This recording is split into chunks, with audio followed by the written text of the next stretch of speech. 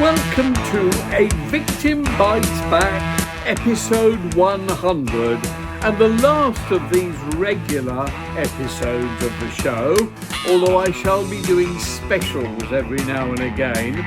I started this whole series about 2 years ago, and the main point was I was driving down to Marrakesh in Morocco in my car, and I thought it might be of interest combining travel, opinions, a bit of music, some reviews of films and TV shows and so on, all in a regular half-hour kind of slot, and put it up online on the dedicated site, which is www.avictimbitesback.com, and continue for 13 weeks as I drove down through France and Spain and Morocco to Marrakesh. I thought that might quite interest people, and it seemed to interest people a lot.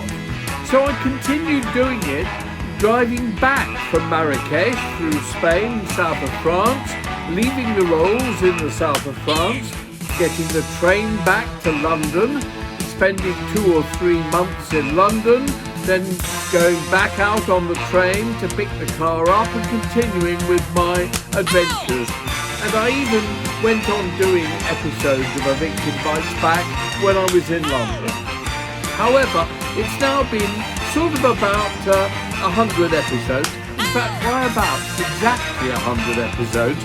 And I'm finding we sort of got stuck, unless I say something really controversial, like Keir Starmer is about to be arrested, or are Oasis going to be arrested and their tour cancelled. Not more than a few thousand people watched the show, certainly not all the way through. And after doing one of those episodes, again, not many seem to lodge onto it. So that's why this is going to be the last of the regular episodes of the show.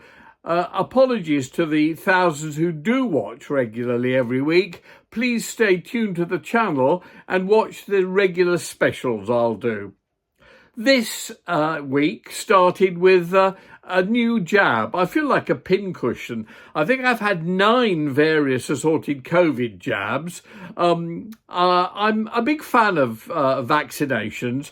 I think generally they work very well, so I do approve of them within limits and under certain circumstances. And of course, I've had the flu jab every year now for about 20 years. This is a new jab called the RSV jab.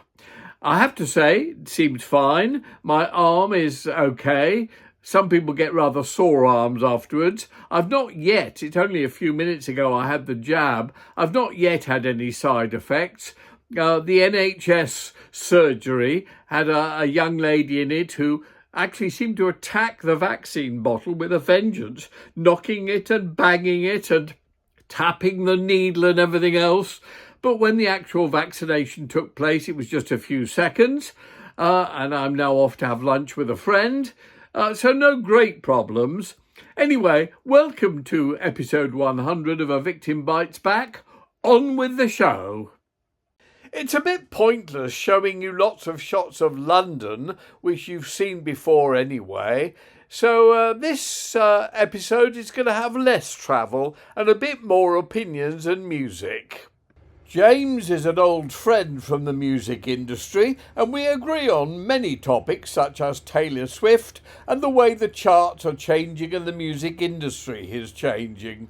We also chatted about legal matters and about my films. The new film, 3 Women, is available at www.3womenx.com, and he enjoyed it as much as many other people are enjoying it, and considering it perhaps the baby reindeer of 2025.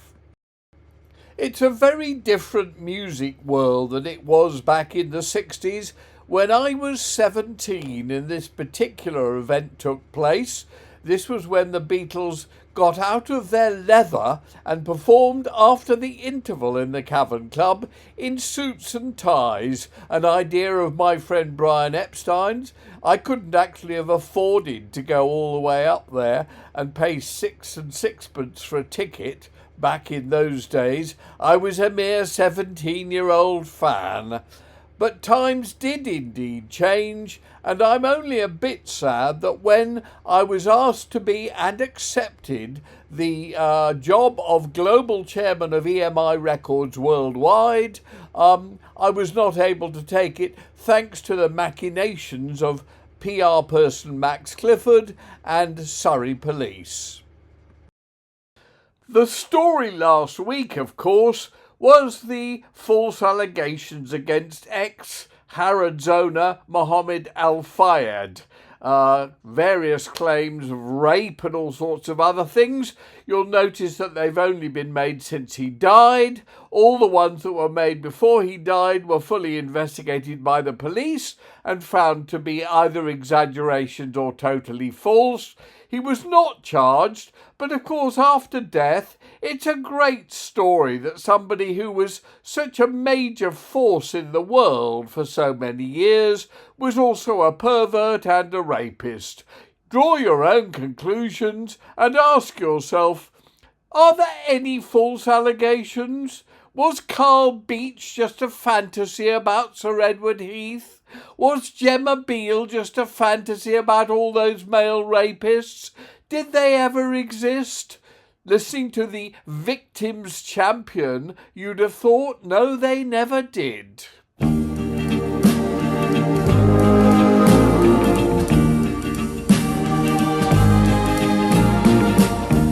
Streets full of people, all alone. Roads full of houses, never home. Church full of singing, out of tune. Everyone's gone to the moon. Eyes full of sorrow, never wet. Hands full of money, all in debt. Sun coming out in the middle of June. Everyone's gone to the moon. Long time ago, life had begun. Everyone went to the sun. Hearts full of motors, painted green. Mouths full of chocolate, covered cream. Arms that can only lift a spoon. Everyone's gone to the moon. Everyone's gone to the moon. Everyone's gone to the moon.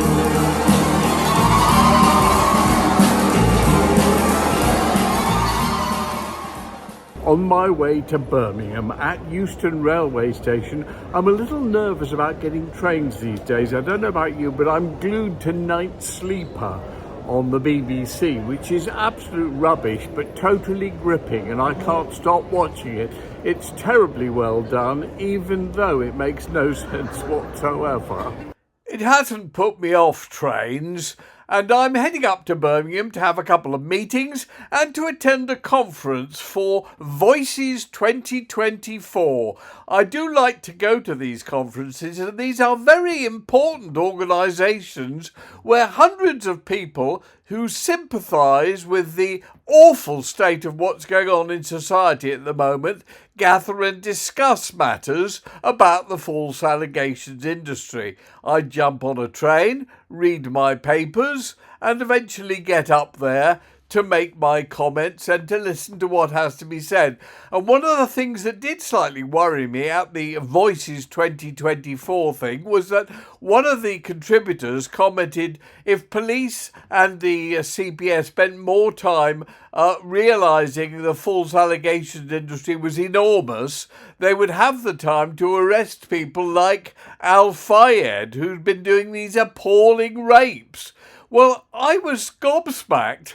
It's absolutely clear AlFayed was a ghastly man and a terrible bully, but he wasn't doing rapes. All these false allegations which have emerged since his death absolutely reek of people being taught what to say, inflating and exaggerating things, and when he perhaps looked at somebody in a lascivious fashion or made some sort of gesture towards them, they've turned that into attempted rape because there is no evidence on either side, and that's what they've fallen for. And these are people who know about the false allegations industry, but still they read the papers and watch television and they fall for what is being said.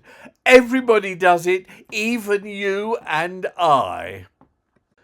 My immediate reaction over the Lucy Letby case was, well done, police. You found this awful woman murdering babies. And it wasn't until a friend of mine pointed out to me that I had fallen for the media coverage that I looked at it again and realised indeed I had. And the trial had been awful, unfair and inaccurate, just in the way what happened to me was inaccurate and unfair. So, after a busy day in Birmingham, back on the train to London Euston.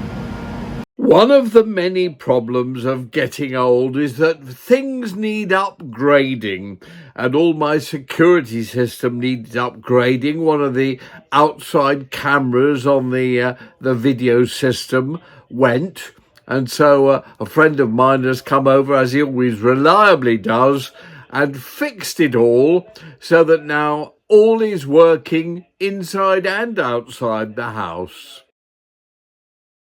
They're having another go at Prince Andrew, I see. Another show starring the very talented Michael Sheen. It does worry me, not so much that people have a go at Hugh Edwards and Prince Andrew and everybody else, but that people fall for it without thinking. Everybody, I would say, in the world now assumes that Prince Andrew is a pervert and a paedophile.